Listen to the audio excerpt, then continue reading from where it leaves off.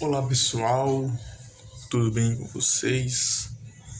Aqui quem fala convosco é Caio Guedes e eu estou aqui compartilhando esse vídeo com vocês para pregar a palavra do Senhor.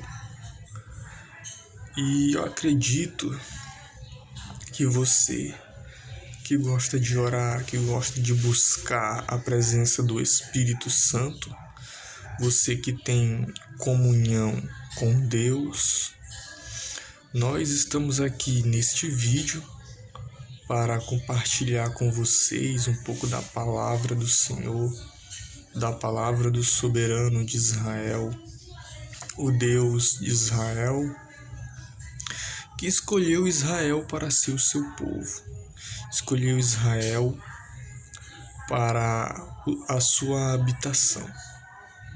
Deus ele escolheu Israel para ser o seu povo porque era um povo que acreditava no Senhor, mas eles também se voltavam para outros deuses, e Deus entregou eles nas mãos dos egípcios como escravos. Então, como Deus fez isso, nós podemos observar que a oração ela tem muito poder. E Deus ele escuta a oração do justo. A oração do justo, Deus escuta e faz a obra, porque Ele é Deus. E Ele pode todas as coisas. Tudo que você imaginar, tudo que você pensar, Ele pode, porque Ele é Deus. Ele é o ser supremo, que está acima de tudo. Você pode pesquisar no dicionário o significado de ser supremo, que é Deus, significado de Deus, que é um ser supremo, que está acima sobre todas as coisas. E nós vamos ver aqui, lá no livro do profeta Isaías, no livro de Isaías, capítulo 58, que vai falar a respeito do falso e o verdadeiro jejum. Se você que gosta de fazer jejum, você que gosta de jejuar, aqui no livro de Isaías, capítulo 58, vai dizer para você como você deve jejuar verdadeiramente. Verdadeiramente, como você deve jejuar, como você deve falar com Deus, como você deve ter uma vida de santidade com o Senhor, certo? Nós vamos para a palavra agora, para que nós possamos entender como nós devemos ter uma vida de santidade verdadeiramente e também saber do falso jejum. O falso jejum vai falar também do falso jejum e do verdadeiro jejum. Nós vamos saber agora. Vamos lá. Nós vamos ler o capítulo 58. Eu não vou ler todo porque ele é grande, mas eu vou ler até o versículo 8. Vamos lá. Clama em alta voz, não te detenhas. Levanta a tua voz como a trombeta e anuncia ao meu povo a sua transgressão e à casa de Jacó os seus pecados. Todavia me procuram cada dia, tomam prazer em saber os meus caminhos, como um povo que pratica a justiça e não deixa o direito do seu Deus. Perguntam-me pelos direitos da justiça e têm prazer em se chegarem a Deus, dizendo: por que jejuamos nós, e tu não atentas para isso? Por que afligimos as nossas almas, e tu não o sabes? Eis que no dia em que jejuais, achais o vosso próprio contentamento, e requereis todo o vosso trabalho. Eis que para contendas e debates jejuais, e para ferirdes com punho iníquo, não jejuais como hoje, para fazer ouvir a vossa voz no alto. Seria este jejum que eu escolheria? Que um dia aflija a sua alma, que inclina a sua cabeça como um junco e estenda debaixo de si saco e cinza? Chamarias tu isto jejum e dia aprazível ao Senhor? Porventura não é este o jejum que escolhi, que soltes as ligaduras da impiedade, que desfaças as ataduras do jugo, e que deixes livres os oprimidos, e despedaces todo o jugo. Perdão, aqui foi uma pergunta. Porventura não é também que repartas o teu pão com o faminto, e recolhas em casa os pobres abandonados, e quando vires o nu, o cubras e não te escondas da tua carne? Então romperá a tua luz como a alva, e a tua cura apressadamente brotará, e a tua justiça irá diante de ti, e a glória do Senhor será a sua retaguarda. Louvado seja Deus. Bem, aqui vai falar a respeito do jejum falso e do jejum verdadeiro.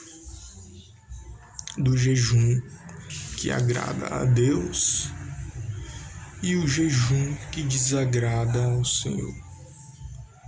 Mas como eu vou saber o jejum que agrada a Deus e o jejum que desagrada a Deus? Como eu vou saber? É fácil. Aqui já diz como os israelitas jejuavam.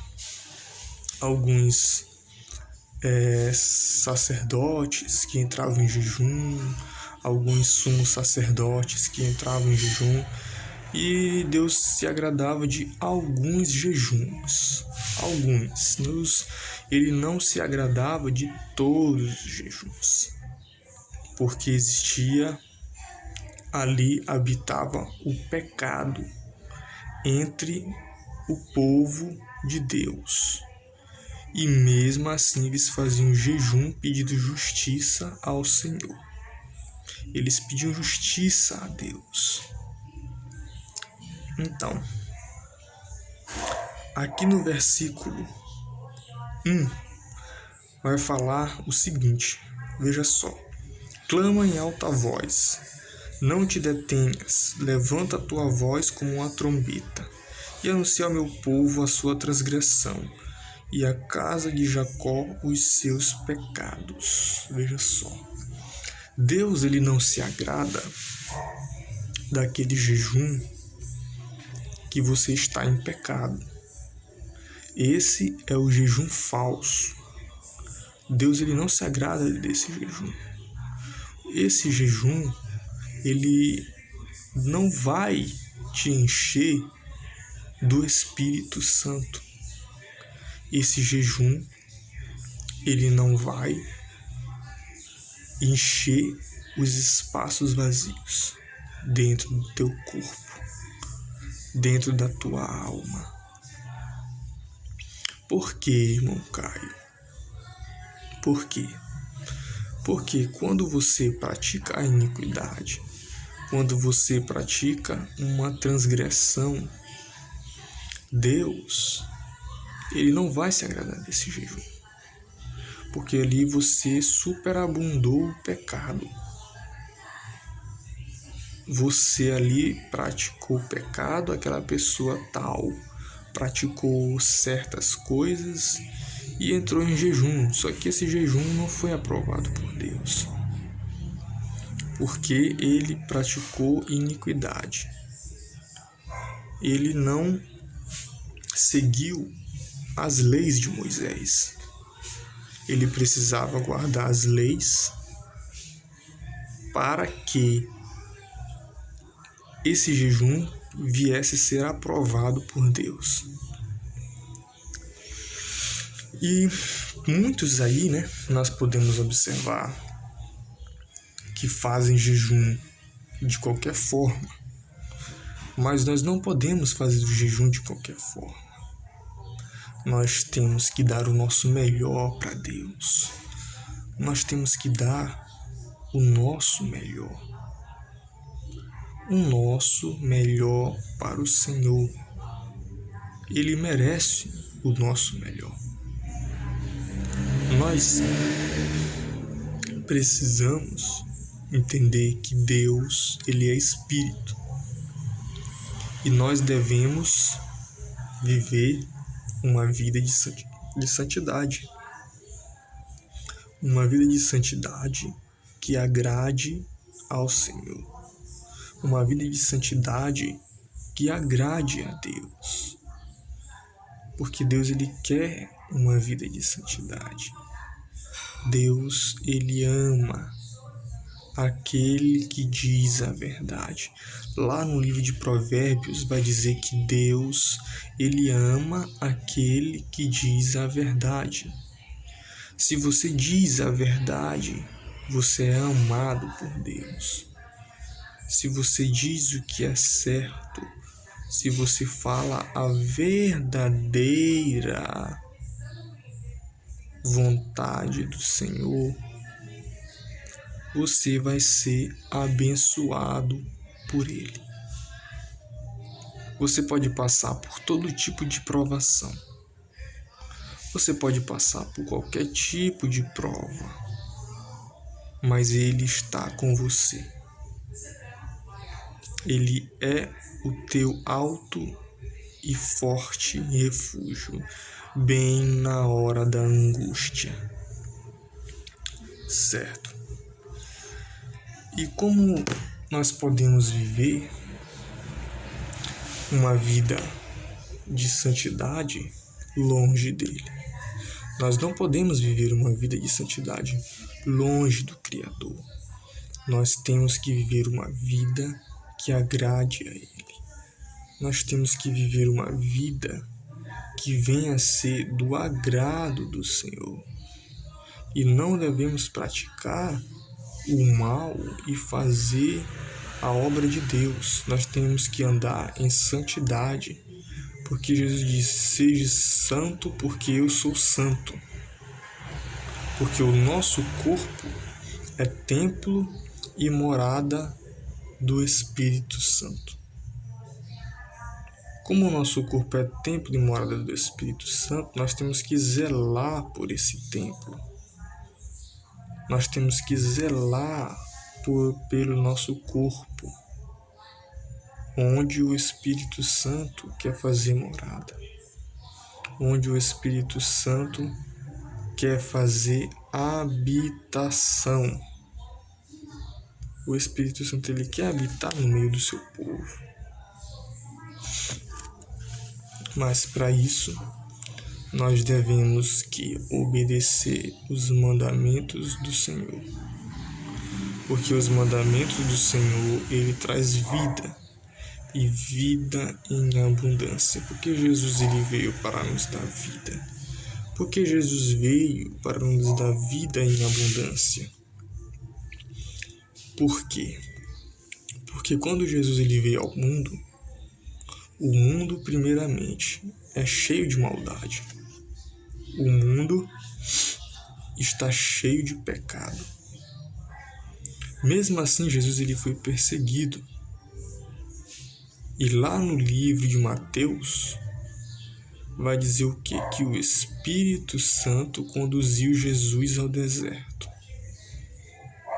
O Espírito Santo estava ali com Jesus Cristo e o Espírito Santo conduziu Jesus ao deserto. quando o Espírito Santo conduziu Jesus ao deserto, ali Jesus ele foi o quê? Tentado pelo diabo.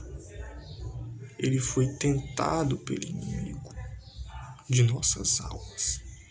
Porque ali Deus estava testando o coração de Jesus. Se ele realmente ia ser fiel a Deus, logo no início do seu ministério, ou se ele ia errar. Mas é impossível Jesus errar, porque ele é santo, ele é 100% Deus, ele não erra, ele não falha, ele é perfeito. Mas será se Jesus realmente é como Deus? É como o Todo-Poderoso? Nós vamos saber na palavra. A palavra vai dizer, a Bíblia diz que Jesus está à direita do poder. Ele está à destra do Todo-Poderoso. Então, se Jesus está à destra do Todo-Poderoso, ele certamente não é o Pai, ele é o Filho. Ele fica na segunda colocação da Santíssima Trindade. Então, quando nós formos pregar a palavra de Deus, nós precisamos pedir ao Senhor sabedoria. Nós temos que pedir sabedoria para Ele. Porque quando nós pedimos sabedoria, nós sabemos levar o Evangelho sabiamente. Nós podemos correr e nós não iremos tropeçar. Quando nós temos a convicção de que Deus é o nosso Pai Celestial, Ele merece todo o respeito do mundo. Todo respeito do mundo Ele merece. Porque Ele é Deus e não existe outro Deus além dele.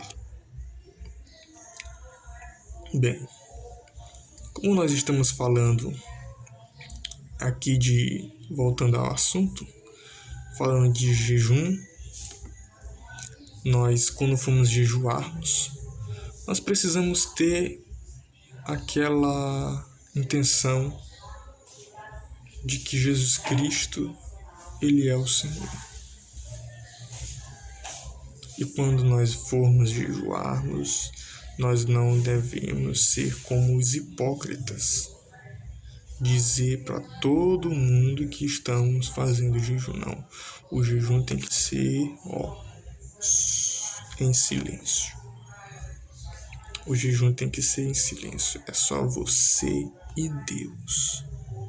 Somente você e Deus. Nós não devemos dizer para os outros quando nós formos jejuar. Não devemos contar, certo? Quando dá 20 minutos aqui de pregação, eu vou estar aqui encerrando o vídeo. Ou se Deus quiser para me passar alguns minutos a mais, a gente passa. Que tudo é de acordo com a vontade do Senhor. Bem, já no versículo 3 vai dizer o seguinte. Vamos ver o que diz no versículo 3 do capítulo 58 de Isaías. Dizendo, por que jejuamos nós e tu não atentas para isso? Veja só, dizendo os israelitas dizendo para Deus por que Deus não dá atenção para eles quando eles jejuavam. Veja só, a falta de fé. A falta de fé, ela não agrada a Deus. A falta de fé, ela não agrada ao Senhor. Sem fé é impossível agradar a Deus. Então você precisa de fé, meu amigo. Você precisa de fé, minha amiga. Sem fé você não vai agradar o Criador. E Deus vai ver como um jejum sem valor, porque você não está ali exercendo a sua fé. Então vai ser um jejum sem valor.